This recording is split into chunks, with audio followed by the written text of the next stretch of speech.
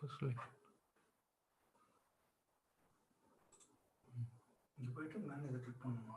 Oh. Then option.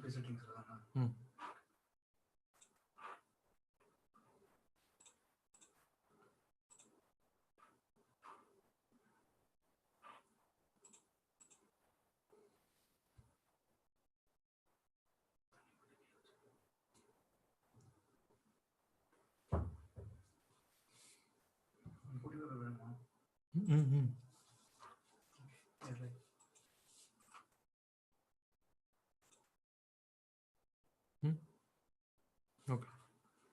Hey everyone, good afternoon. Hope you're all doing well. Welcome back to another live session from Prabal. In the previous session, we talked about light and different colors and also about additive and subtractive color mixing. It was really interesting. Please check it out later. In today's session, we are going to talk about centrifugal and centripetal forces. We have broken down this topic into subtopics so that it is easy for us to understand. Today is part 1 of this session. Without further ado, I'm going to start the presentation right away. Share screen.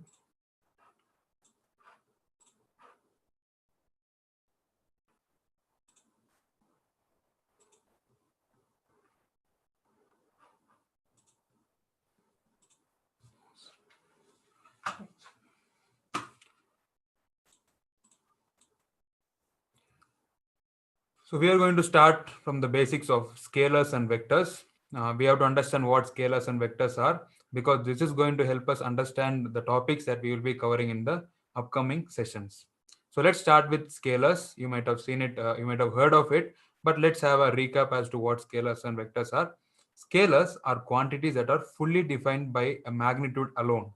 For example, speed. Okay, when we say speed of a car, we say the speed of the car is about 50 kilometers per hour. Here 50 is the magnitude along with the unit. So when we say speed, we just mention the magnitude and that's it. There is no need for any other information to define the quantity speed. But when it comes to vectors, we will have to add one more information, that is the direction. So when it comes to vectors, let's have a look at the example, which is velocity. Here velocity is again 50 kilometers per hour, but there is one other information that we have added to the quantity, that is the direction. Okay, so scalars have only magnitude, but vectors have a magnitude as well as a direction. To understand this, let's again have a look at speed and velocity. Speed is just 50 kilometers per hour. It is the magnitude alone. There is no other information available with speed. But when we have to define velocity, we should add the magnitude along with its direction. So 50 kilometers per hour is the magnitude along with the direction. To understand this, let me show you a demo. I'm going to stop the sharing now. Cool. And switch the camera angle so that you can see it better. You can see there are 2 points here. I have used a scale to measure the distance between these 2 points. It is about 80 centimeters. Okay. And I have a car here. So this car is from one of our kits called the Newton's car kit. You can check this out in our website. There's a lot of science behind it, like Newton's third law, battery polarity, friction, and all that. Right now, we will just use the car to do some basic calculations. So I'm going to start the car from this point, and I'm going to make it move to this point, and we are going to calculate the time or determine the time the car takes to move this distance. And then we are going to calculate the distance and the time. We are going to use the distance and the time to calculate the speed of the car. Okay, basically this car is a propeller. It pushes air and propels the car forward. Okay, so here is the car at point A. Let's consider this point as point A. I have a stopwatch with me. So I'm going to start the stopwatch. Okay, here it goes. The car has started moving.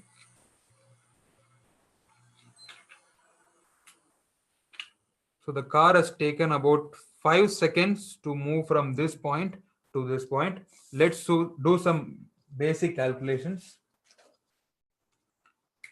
So the distance we had between these 2 points, distance was 80 centimeters, and the time the car took to move from this point to this point, or the time the car took to move a distance of 80 centimeters, was 5 seconds. Okay. So we know speed is distance by time taken. So here distance is 80 centimeters and the time taken is 5 seconds. So let's show some basic math. It should be 1 and 6. Yeah, so that is 16. We have seconds here, centimeters per second. Yeah, so now we got the speed, which is 16 centimeters per second. So when it comes to speed, all we need is the magnitude. There is no need for any other information, that is the direction, just the speed along with just the magnitude along with the unit. Now velocity is calculated by another formula, which is displacement by time. In this case, the displacement is again 80 centimeters. So we get the same value, the velocity being displacement by time. Displacement is 80 and time was 5 seconds, the same. We get 16 centimeters per second. But what other information should we add to this magnitude to get the proper definition or get the proper identification of the velocity? For that, we will have to add the direction. So this car, for me, this is the north, this direction. South is this side, east is this side, and west is this side. So the car has moved at a speed of 16 centimeters per second towards west. So this particular quantity must be given another value, which is the direction towards west. So if you are traveling in a car and if somebody asks you what is the speed of your car, you can simply say it is 80 kilometers per hour. But if somebody asks the velocity of the car, you will have to add another information, which is the direction in which the car is moving along with the magnitude. So 50 kilometers per hour towards west. So this is basically scalars and vectors. To understand more, I'm going to show you another example. Yeah. So next quantity is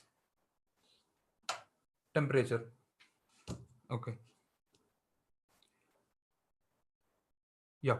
So temperature, when we say temperature, it's like saying 23 degrees Celsius. There is no need for any other information. It is we are able to understand that temperature is 23 degrees Celsius. So temperature is scalar.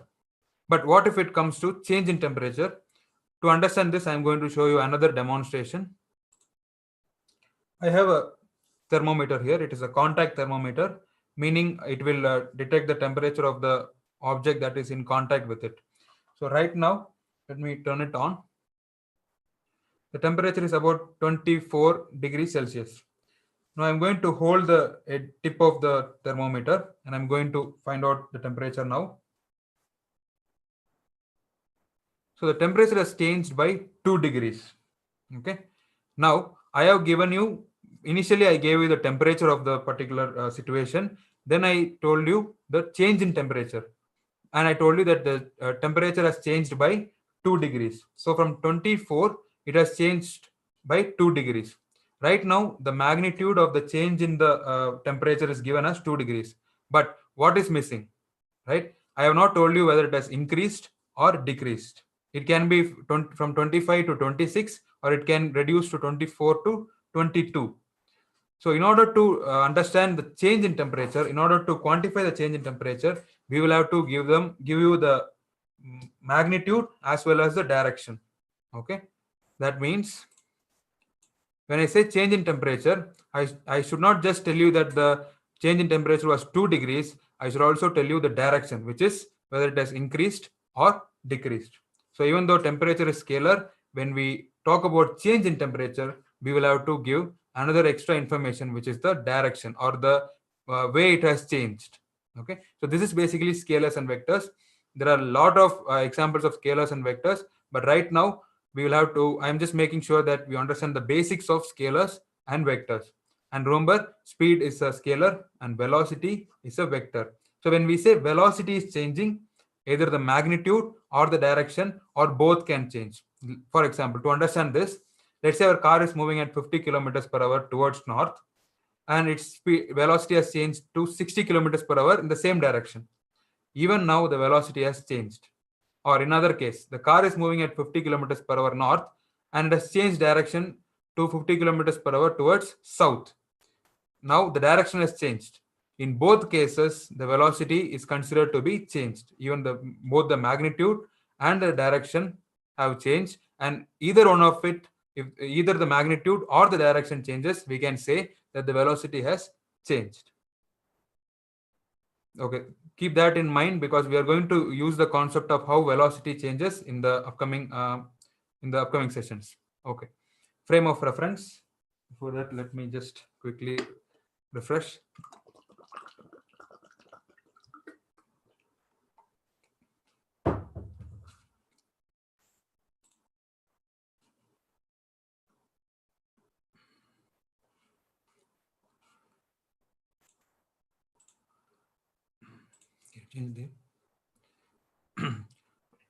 I'm trying to change the camera angle so that you don't have to just see my hands alone.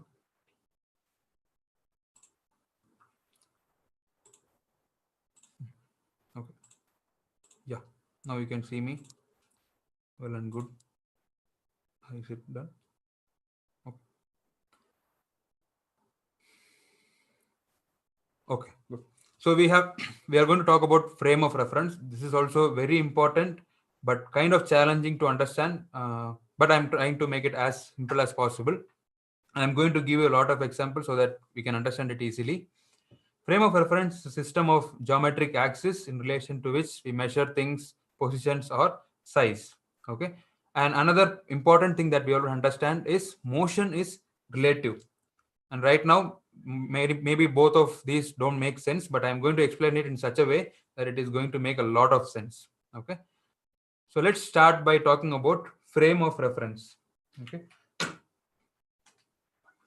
So here we have a scenario where we have a car here, a person here, and a person who is traveling in the aircraft. So there's another person sitting in the car along with another person.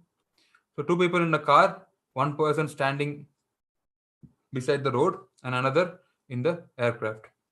So frame of reference is nothing but a point from which we are trying to see different things. Again, this is not technically the proper definition, but I'm going to give you a logical approach so that this new topic is easy to understand. Okay. So frame of reference is basically a point from which we are trying to understand a scenario. Okay. So now let's start by having a look at the person in the car and his frame of reference. Okay, there are two people in the car. We might have experienced this when we are driving in a car. According to us, or as per our frame of reference, the person sitting along with us is stationary. It's not moving. How do we know? Because the distance between us is neither increasing nor decreasing. We sit in the same in the same seats, like together.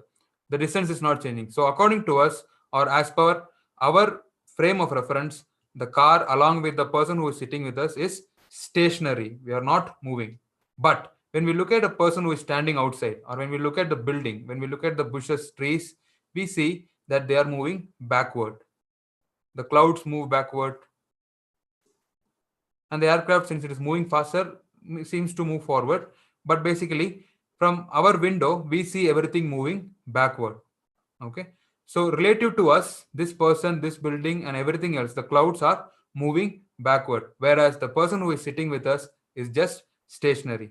So I'm going to, this is one frame of reference. I'm going to switch to a different frame of reference. Let me use a different color so that it is easy to understand. I'm going to use yellow. Okay. Now we are going to we are going to consider this person's frame of reference. According to this person's frame of reference, this building is stationary because the distance between her and the building has not changed, and the bush and the tree, the distance between These three things have not changed at all. But according to her, the car is moving forward. And according to her, the clouds also seem to be stationary, provided it is not windy. And the aircraft seem to be moving forward. So here what we have to understand is, in the first scenario, when we were talking from the frame of reference of the car, the person was standing, the person was moving. But as soon as we switch the frame of reference, we can see that the person is stationary, whereas the car is moving. Okay, so motion is relative. Depending on which frame of reference we we consider, we can say that different things are stationary or moving. So let's understand this with another frame of reference. For that, I'm going to change the color again. Okay. From the aircraft's frame of reference, let's say there's a person sitting here along with his co-passengers. According to him, he along with the co-passengers are stationary. They are not moving at all because the distance between the person and his co-passengers are not changing at all. So according to him, he is stationary, whereas the buildings seem to move backward, the clouds seem to move backward, all the clouds seem to move backward, even the car seems to move backward along with the person. Okay, so in the previous frame of reference, when we were considering the frame of reference of the person standing besides the road, she was stationary, whereas the aircraft was moving. But as soon as we switch the frame of reference to the aircraft's frame of reference, we can see that the aircraft is stationary, whereas everything else is moving. Okay, this basically means that the frame of reference decides which object is in motion or which object is stationary. So depending on any motion that we talk about, it is relative. Okay, to understand this, I'm going to show you another example. But before that, I need to give you another important information now. I'm going to clear the screen. Okay. In this scenario, we considered three frame of references: this car, this person, and the person who is traveling in the aircraft. So it does not mean that there is only limited number of frame of references that we must consider. There are infinite number of frame of references that we can consider. Let's say, for example, we can even consider the frame of reference of a bird. According to this bird, the building seems to move, the person seems to move, the aircraft seems to move, the clouds seem to move, the birds seem to be stationary. So again, let's consider, we can even consider the frame of reference of the cloud. According to the cloud, since it is not windy, the cloud remains at the same position. So does the person, the building, and all that. But the car and aircraft seem to be moving. So what basically I wanted to highlight is that we can consider infinite number of frame of references in any scenario. Okay, it is not finite that we must consider only a few frame of references. We can consider infinite number of frame of references. So that is the second point. First point is motion being relative, and the second point being the fact that we can consider infinite number of frame of references. To understand this, I'm going to show you another example. We have a car. Let's say we are standing here and the car goes past us. Okay, and since we are standing in the ground, according to us, the ground is stationary, we are stationary, but the car is going past us. The car is moving. Okay, this is the frame of reference of the bystander or the person who is looking the car while standing beside the road. Now, for a person who is sitting inside the car, who is peeking through the window, he sees that the mountains, the road, even the bystander seem to move backward. So from this frame of reference, the passenger is stationary because he or she is in the car, whereas the ground, the bystander and everything, the trees, buildings and everything seem to move. This is what we experience while we sit in a car and see buildings go past by, or when we're traveling in train, we can see everything going past. We are stationary, whereas everything else is moving. Okay, this is the frame of reference of the passenger. Now let's go beyond Earth and consider the frame of reference of a astronaut. So she looks at the Earth from outside the Earth's atmosphere or outside the Earth. She can see that the car is moving. I'm going to use a different color so that it is visible. So according to her, the car along with the passenger is moving. The mountains, the person who is looking at the whole scenario is moving. So according to her, everything is moving except her. She is stationary, whereas everything else is moving. Okay. From this frame of reference, The astronaut seems to be stationary and everything else is moving. In the previous scenario, we saw that the car was stationary whereas everything else was moving. But right now, immediately after we shifted the frame of reference, we can see that everything else is moving except for the person who is looking at it.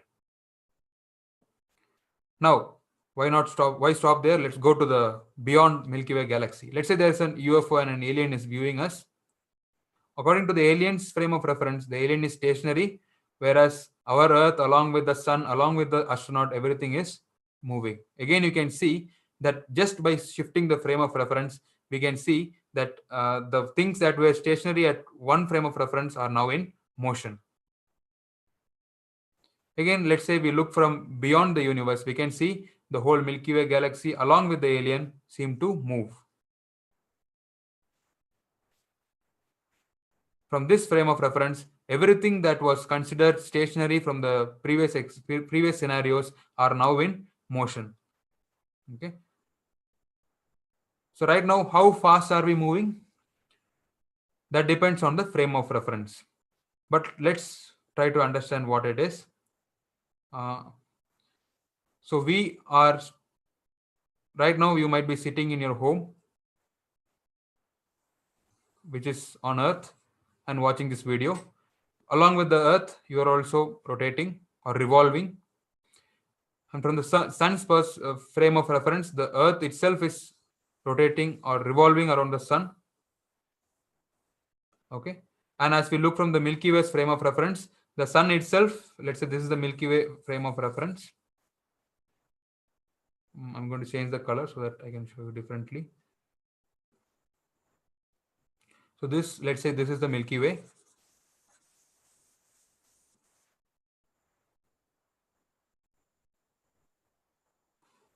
And the sun, which was stationary from sun's frame of reference, is now moving around or moving upward, whatever it may be.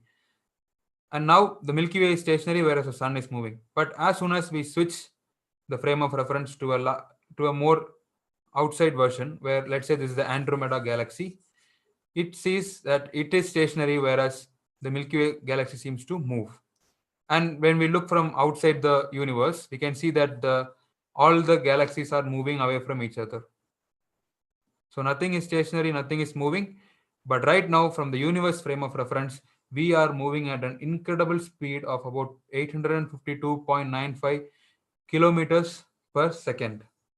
Now, next time if somebody tells you that you're lazy and you are sitting at your home not moving at all, tell them that they are wrong, that their frame of reference is wrong.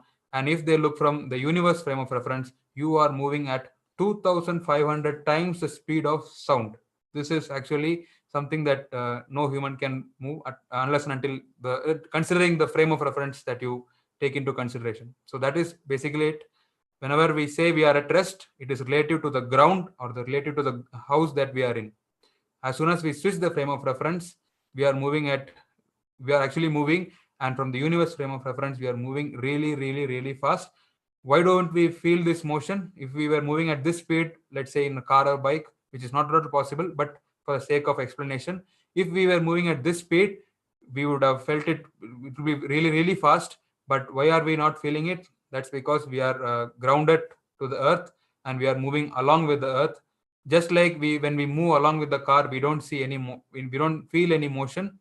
Similarly, since we are grounded or we are moving along with the earth, we are stationary. We feel as if we are stationary. It's just like two passengers, like a person sitting with us in the car. When we look at the person is stationary, since the person along with us are moving in the car. Similarly, if there are two people sitting together, since we are in the earth, we seem to be stationary. Now, this is a very important topic, which is inertial frame of reference and non-inertial frame of reference. Remember, I told you that we can consider infinite number of frame of references, but all these frame of references can be categorized into inertial frame of reference and non-inertial frame of reference. This is a kind of a challenging topic to grasp. Make sure that you pay attention. I'll try to make it as simple as possible. So inertial frame of reference. Okay, inertial frame of reference has a constant velocity. Okay, there is no acceleration at all, and the law of inertia holds, and there is no fictitious forces that are in the inertial frame of reference. Right now, just have a look at the points. I'll be explaining each of these points as we talk about this more in the upcoming slides. Okay. So then we have non-inertial frame of reference. I'll explain this as we compare non-inertial and inertial frame of references. In the non-inertial frame of reference, the non-inertial frame of reference, there's no constant velocity. The reference is itself, the point from which we are observing itself is moving, and it is not moving at a constant velocity unlike inertial frame of reference. Rather, the velocity is changing. It does not have a constant velocity, or it is accelerating.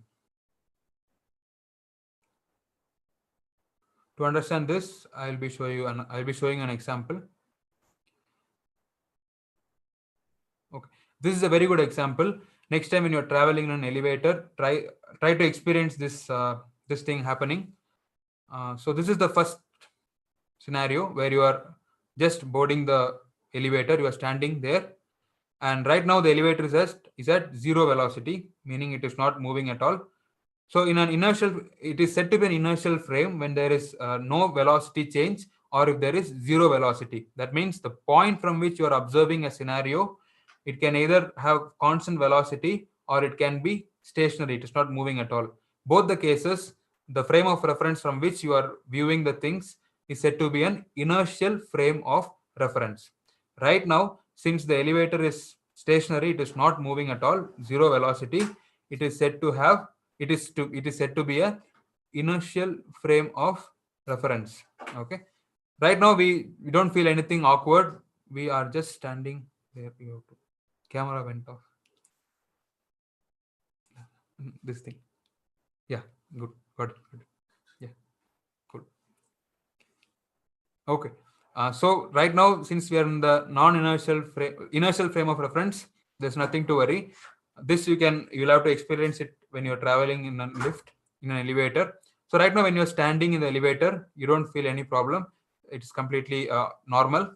But as soon as the elevator climbs up, you feel as if you are getting heavier, or you feel as if you are crushed or pushed. Not very much, but slightly. Again, you might have experienced it. You can experience it when you're after the class. You can try it out. Okay. So right now, the elevator has climbed up to this distance. Okay. So initially it was 0 meter per second. The velocity was 0 meter per second. Right now, when it has traveled this much distance, the velocity would have changed. It would have increased to, let's say, 3 meter per second. So what is happening here? We can see that the velocity has changed. That means when we say velocity has changed, we say there is acceleration. So acceleration is nothing but the change in velocity with respect to time. So since the elevator's velocity has changed from 0 meters per second to 3 meters per second, we can say that between this point and this point, the elevator has accelerated. So an accelerated frame of reference, or a frame of reference whose velocity has changed, we call it as a non-inertial frame of reference. So when this happens, when we are in a non-inertial frame of reference, you feel that you are heavier, like you feel a push. We feel a push downwards. Okay, this is kind of a pseudo force. Remember, I showed you. Let me come back to the inertial frame of reference. So right now I'm trying to explain what fictitious forces are. Okay, this is one of the features of inertial frame of reference.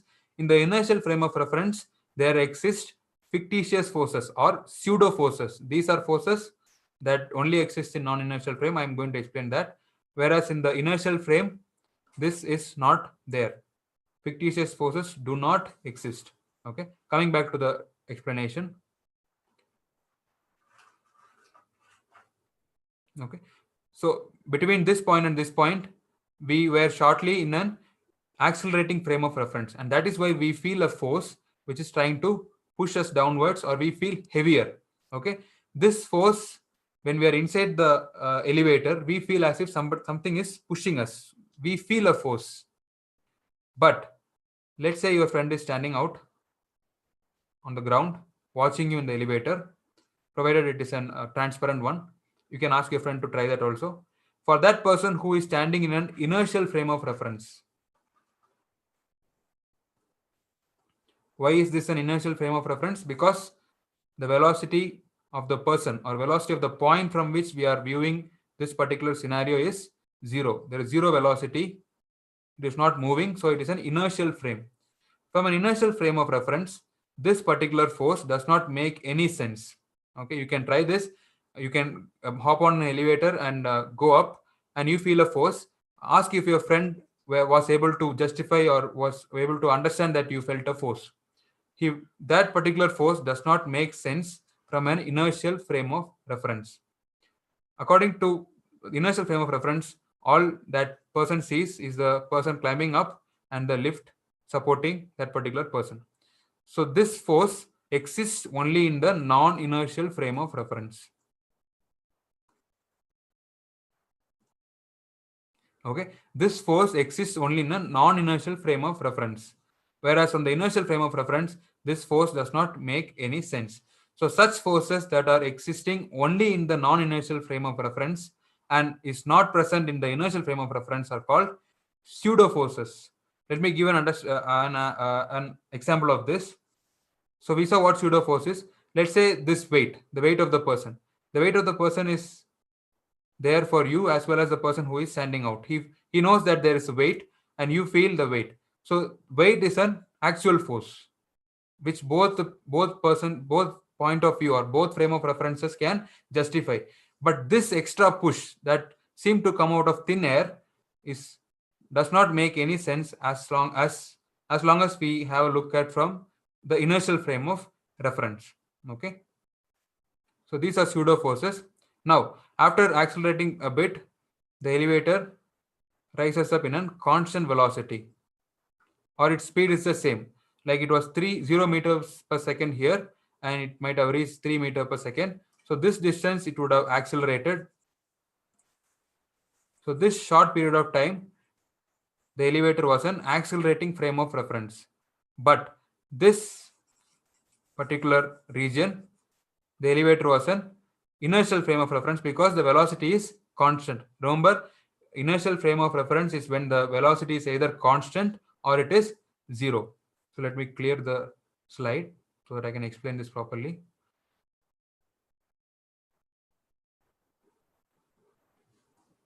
Okay, from here to here, it was a non-inertial frame of reference. But from here to here, I'm going to change the color so that it's easy to explain. From here to here, the elevator is moving at a constant speed or constant velocity. Sorry, velocity is the right word. So it's moving at a constant velocity. So in this region, it is an inertial frame of reference. Okay, right now, this heaviness that we felt initially as the elevator was going up does not exist here because that was a pseudo force, and in the inertial frame of reference, pseudo forces don't exist. You can experience this next time when you're traveling in an elevator. Try to understand what is happening, and you might be able to understand this concept. Okay, now this is an inertial frame of reference, and again, as the elevator stops, okay, at this particular point, the elevator is moving at a velocity of 3 meters per second. Okay, and at this point, when the elevator comes to a stop, it is moving at 0 meters per second. Okay, now you can see that the velocity has reduced. The elevator has decelerated. So regardless of increase or decrease, as long as the velocity is changing, we consider that particular frame of reference or that particular point of consideration as non-inertial frame of reference. This is when we feel weightlessness. Okay, we might have experienced it. We can experience it again also. As the elevator is about to stop, we feel weightlessness. We feel as if something is lifting us up. Something is pulling us up. Okay, and this force again does not make sense to the person who is standing in or a person who is viewing all this in an inertial frame of reference. This pull or this weightlessness, because this weightlessness is justified by us as an upward force which is pulling us up, and this particular force is felt only by a person who is in the non-inertial frame of reference. And the person who is viewing all this from an inertial frame of reference considers this, does not have an idea of what is happening inside. And this, because the force is only present in the non-inertial frame of reference and it is completely absent in the inertial frame of reference, this force is called a pseudo force. The same thing happens when the lift comes down. As it comes down, it is 0 to, it gains speed, accelerating, and it moves in a constant velocity, and it again decelerates. So this whole thing happens again, but basically this is the idea. Okay, and again let me repeat what happened. As long as this elevator moves in a constant speed, there is no weird happening like weightlessness or extra weight. We don't feel anything at all. But whenever the elevator is accelerating or decelerating, in other words, when the velocity of that particular elevator is changing, we feel a pull or push depending on whether it is accelerating or decelerating. But all the while the person is traveling through the elevator, the person who is standing out does not feel any of these pseudo forces or any of these forces that we felt inside. The weight, the extra weight or the weightlessness is only felt by the person who is in the non-inertial frame of reference and does not make any sense to the person who is standing or looking at it from the outside. So here is a video that I would like to show. Here is a car that is undergoing a crash test. So right now the car is crashing. In the previous explanation, in the elevator explanation, I was able to tell you that what pseudo forces are and how pseudo forces exist only in a non-inertial frame of reference and does not make sense when we look at it from the inertial frame of reference. So that point has been explained. So right now what I'm trying to explain is the concept of inertia. In an inertial frame of reference, like its name suggests, the concept of inertia exists. Okay. In a non-inertial frame of reference, again, as its name suggests, the concept of inertia does not exist. I'm going to explain what the concept of inertia is again once more. So right now we can see that the dummy is being thrown out. Okay. Right now, can you guess in what frame are we looking this whole crash in? We are looking the crash from an inertial frame of reference. The car is moving, we are just stationary. But what is happening to the car? The car is slowing down. It is decelerating very, very quickly. Okay. Since we are looking at the car from the inertial frame of reference, we can justify this outward, the dummy being thrown out, as the inertia of the dummy. But if it was the dummy who is sitting inside the car, the dummy would have felt an forward push. This push only exists when the frame of reference is the non-inertial frame of reference, which is the car. Now, right now, it can be a bit confusing. I'm going to explain that in another example. So again, this is why we must wear seat belts.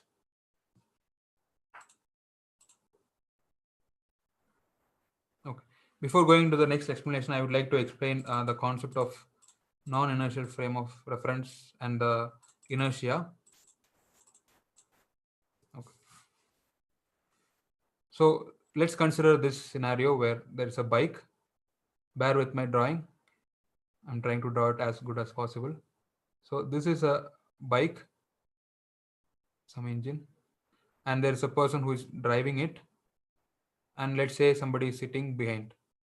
Okay. Now the bike is on the road and this is a traffic signal. Okay, let me get rid of the leaning traffic signal.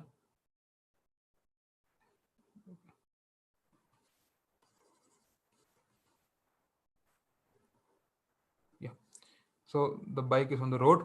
Let's say the traffic signal is red. And as soon as it turns green, this particular person accelerates the bike. If the bike is accelerated really, really quickly, this person falls down. Okay. The person who is sitting in the bike feels as if he has been pushed backward. Okay. He feels a backward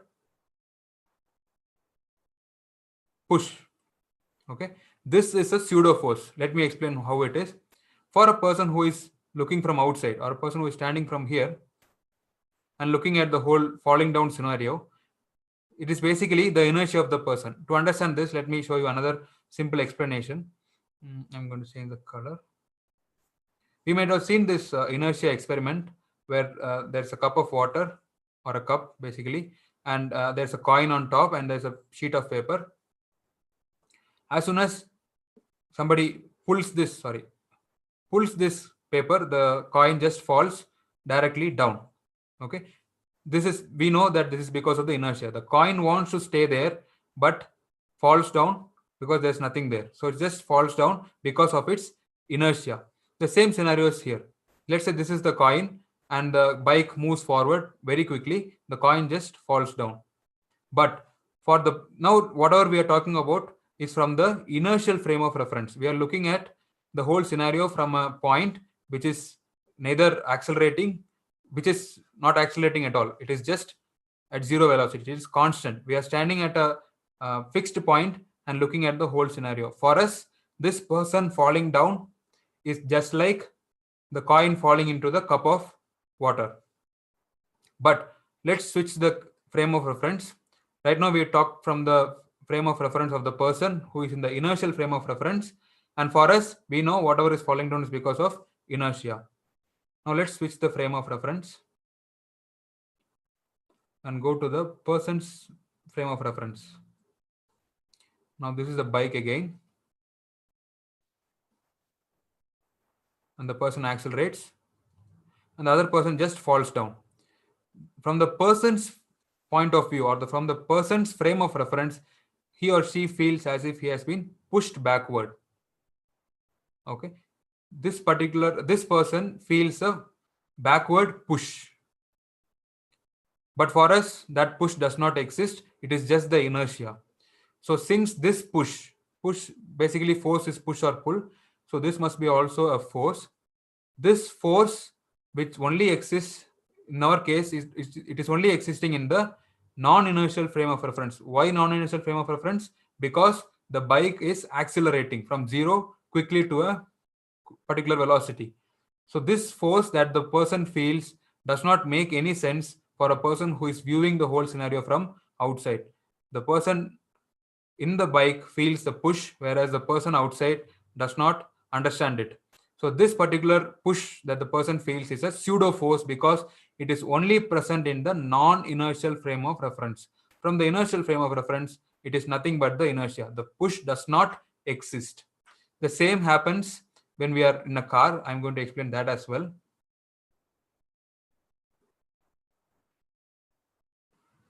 I'm going to clean the page.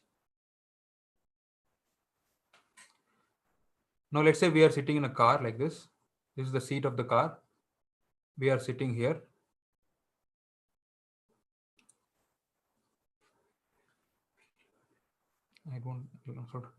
Okay, we are sitting in the car.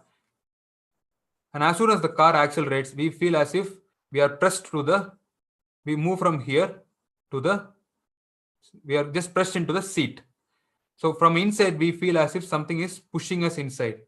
But from the outside, a person who is viewing from outside just sees the person trying to remain in the same place, or basically it is the inertia and the car just moving forward. The person wants to stay there and the car moving forward. So here it is just the inertia, whereas this is the inertial frame of reference. But from the inside, there is a force that the person feels from the non-inertial frame of reference. This force is false. It is a pseudo force, or it is a fictitious force, because it exists only in the non-inertial frame, and from the inertial frame of reference, it does not exist at all. So this is basically the concept of fictitious forces and the concept of inertia.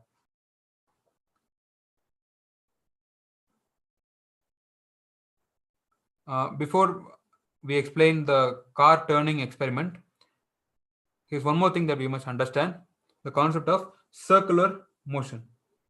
Okay. So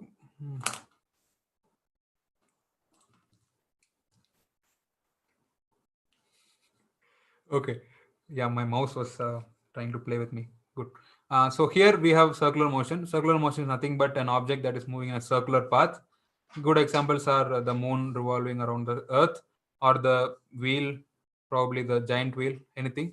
So basically, if any object moves in a circular path along the circumference, the outer edge, we say that it is in circular motion. Now, circular motion is a non-inertial frame of reference. Even though, let's say, this object is moving at constant speed, it's moving at a constant speed around there, it is not accelerating, but the circular motion is a non-inertial frame of reference. I'm going to explain that. For that, we have to understand what tangential velocity is. Without just showing what it is, I'm going to explain it. I need some thread. Let me get it ready.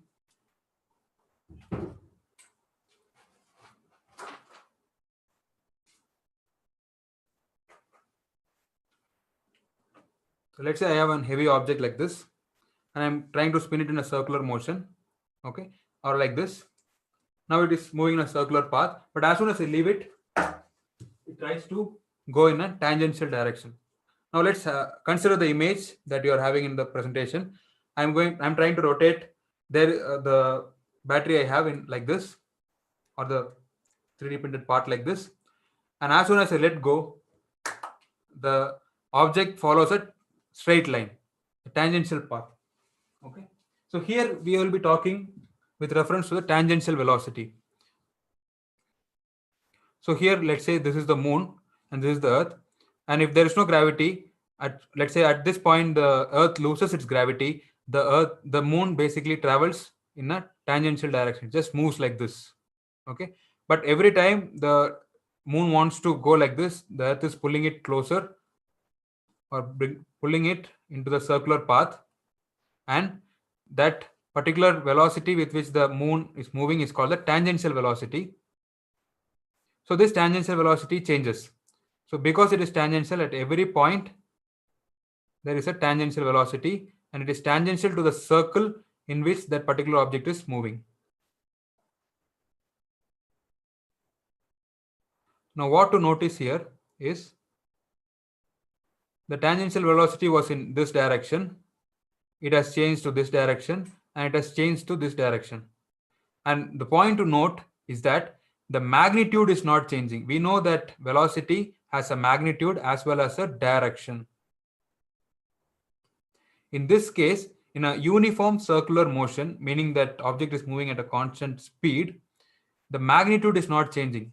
It is revolving at an uniform speed, but the direction is changing off and on. But the direction is changing. You can see that it was initially in this direction, it has changed to this direction off and on, and it has changed to this direction. So remember when we talked about velocity, okay, remember we talked about velocity.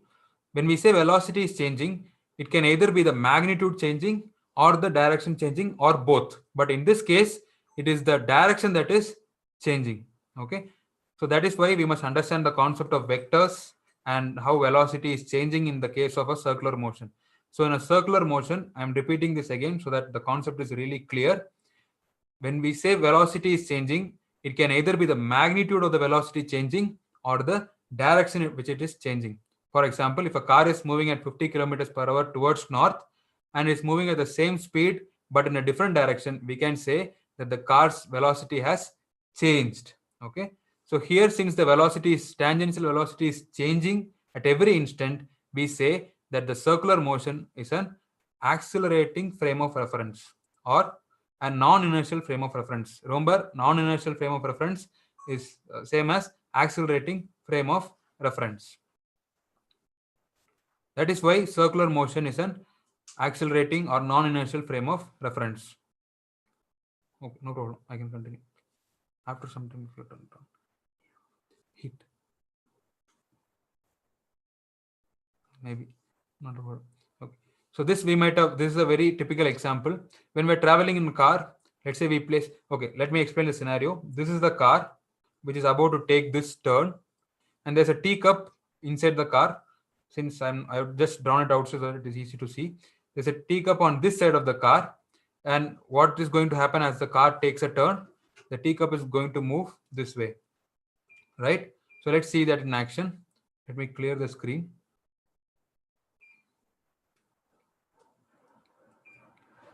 So we can see as the car takes a turn, the cup which was initially here has moved this direction. Okay, let's understand what is actually happening. Note that the cup has just traveled in a straight line. The car has traveled in this particular direction. I'm going to replay the video so that it is easy for you to understand. I'm going to play both the videos so that it is easier and you can understand what is actually happening here. This is the car and it is taking a right turn. And I'm going to repeat, have a look at the cup alone. So car taking a right turn. So the cup seems to move outward. But what the cup is actually doing is just, it is trying to remain in its own path. Basically, it is trying to remain in, keep its inertia proper. Basically, it means that the cup wants to stay in the same direction. That is what is inertia is. Inertia of rest states that an object at rest wants to be at rest unless and until an unbalanced force is acting on it. Similarly, an object in motion remains in state of motion in the same direction unless and until a different force is and an unbalanced force is acting on it. In the case of the cup along with the car was moving forward, and as soon as the car turned, the cup wanted to remain its same particular direction and it just kept moving in the same straight line. But with reference to the car, we can see that the cup has moved outwards. Now, can you understand which frame of reference we are talking about? We are talking from the inertial frame of reference because we are looking at it from a point which is not moving at all. We are just hovering around over the car and looking the whole scenario. So since we are in a frame of reference which is not moving at all, we see that the particular thing in an inertial frame of reference. Let me explain that in a different way. So here is the path of the cup, here is the path of the car. So let's see what is happening right now. So right now, this is the non-inertial frame of reference on the left side and the inertial frame of reference. To explain this, the car is going in a circular path. Okay, we know that whenever an object is moving in a circular path, it is accelerating actually. Why is it accelerating? Because its velocity is changing, not the magnitude, but the direction. At every instant, the tangential velocity of that particular object is changing. So since the car is taking a circular path, the car is a non-inertial frame of reference. Non-inertial frame of reference. So let's see what is happening here.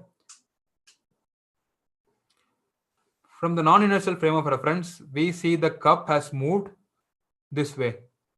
But from the inertial frame of reference, the cup has moved just in a straight line. Straight line. Okay. But this we might have experienced also. From a person who is seeing the whole scenario from the non-inertial frame of reference or from inside the car, the person feels as if the cup is being pushed outwards. Pushed outwards means that there is a force. The person inside the car feels as if there is a force that is pushing the cup outwards. Okay, this force is what we justify as the centrifugal force. Okay, now from the inertial frame of reference, all we see is the cup trying to maintain its inertia. It is trying to go straight. There is no push, there is no anything of that sort. Let me just refresh.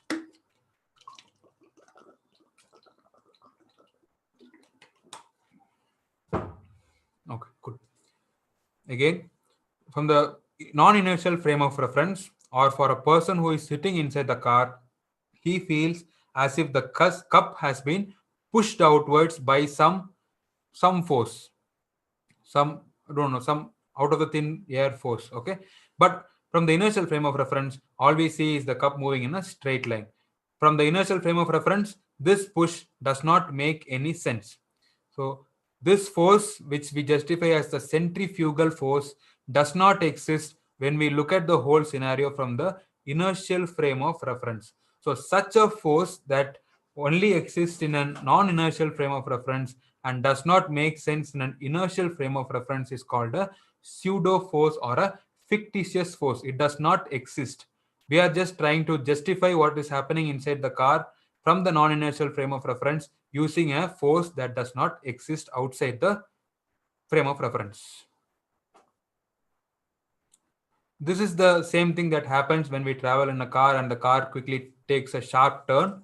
We tend to be pushed outwards, squeeze the other person towards the window, and sometimes we do it all by ourselves without the car exerting much force.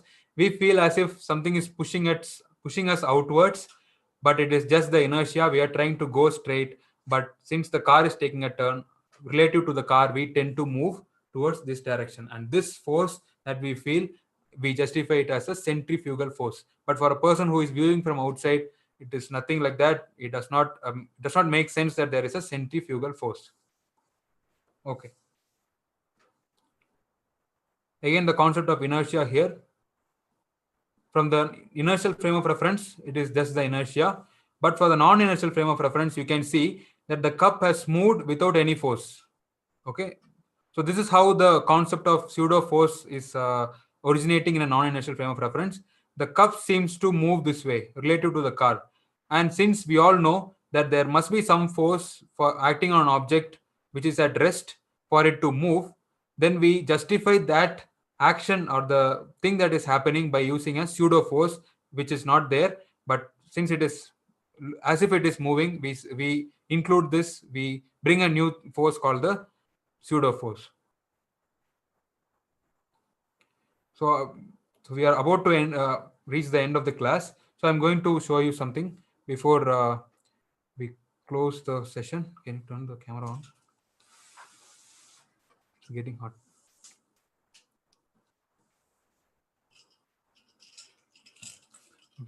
Okay. I have a setup here. I'm going to switch the camera. Opening. So here I have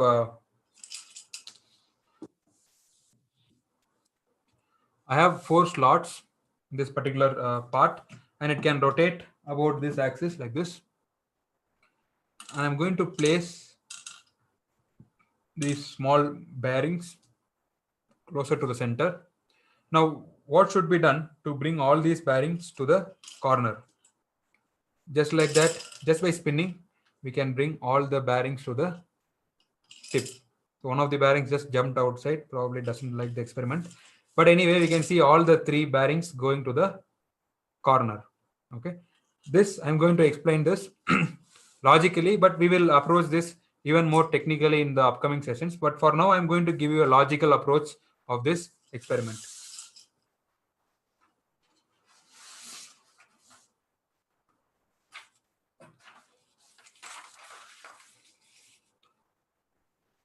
So this is the circular part. This particular part here. This is the circular part. All the beads want to go out. Okay. And I'm going to consider one of these slots, not all 4, but just the one. Okay. And I'm going to consider different positions of the slot. So this is right here, right now. It can go to this position. It can come to this position.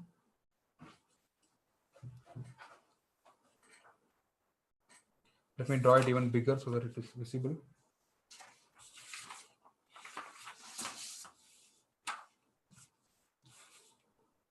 So this is the circle again. This is one slot.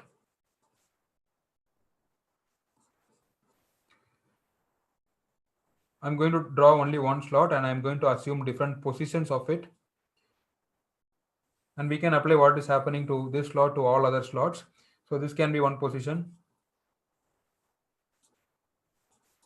This can be another position. This is another position.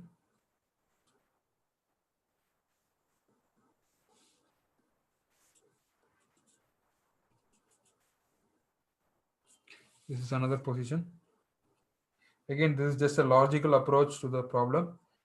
We will have a more technical approach as to what centripetal force and how centrifugal forces are acting here in the next session. But for now, let me give you a logical answer. Okay. Right now, let's say that one of the bead is somewhere here. It means a different color. One of the beads or the bearings is somewhere here. Now, as soon as this starts accelerating. Remember, we are talking about an accelerating frame of reference because the whole thing is moving in a circular path. So since it is an accelerating frame of reference, as soon as it starts, the bearing is going to get attached to the wall. Okay. So now the wall exerts a normal force. It is nothing but when we stand on a floor, we exert a force on the floor and the floor exerts a force back on us. The force that we exert on the floor is nothing but the weight. And this is the force that supports us and helps us stand. Similarly, as the ball strikes the wall, there is a force that is acting normal to the surface. So let me draw it simultaneously so that you can understand. If there is a ball like this, and if there's a force acting like this, the ball tends to go in the direction of the force. Okay. Similarly, here also the ball tends to go in the direction of the force. But as the ball starts moving, so does the whole setup. So it has now come here. Now with respect to the ball is again experiencing a normal force. Okay. Remember, the force is normal. Okay. So to this surface, this is the normal. Again, when the direction of the force changes, the ball tends to go in the direction of the force. So right now it is here. And again, as the ball moves, so does the wall. Now the normal force is like this. So the ball starts to move like this here. And likewise, it starts moving outward and outward. You can see that the ball started here and it has moved outwards. And by the course of the rotation, the ball tends to move outward and finally reaches this point. Okay. To understand this, I have a slow motion video. Let me show that so that you understand what it is happening. Right now, if you still have confusion, try drawing this whole thing and understand the concept. If it is still not clear, I will again be explaining the whole concept in the next session. Okay. I'm going to share the screen so that I can show you a slow motion video. You can have a look at the video, and if you want, you can replay it and understand what is actually happening. Next session, I will be explaining the actual concept and whatever is happening in that. So here is a slow motion video. Okay. I'm trying hard to find the play button. Can you please play it? It's not there? There? No.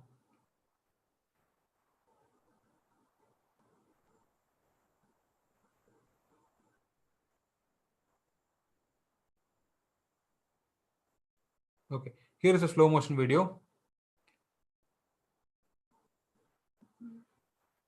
And look at where the ball has started and where it has ended. It started from this side corner, this side wall of the, let's say it's the rectangle.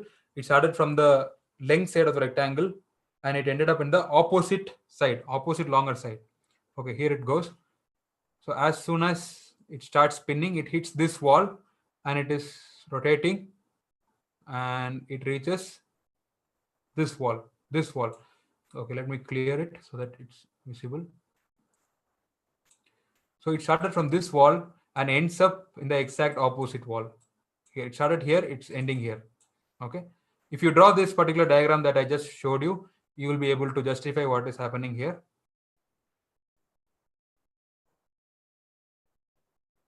Okay. So this is the slow-mo video. And play it again so that it's clear. I hope you got the slow-mo video done. Yeah. Can you turn on the camera?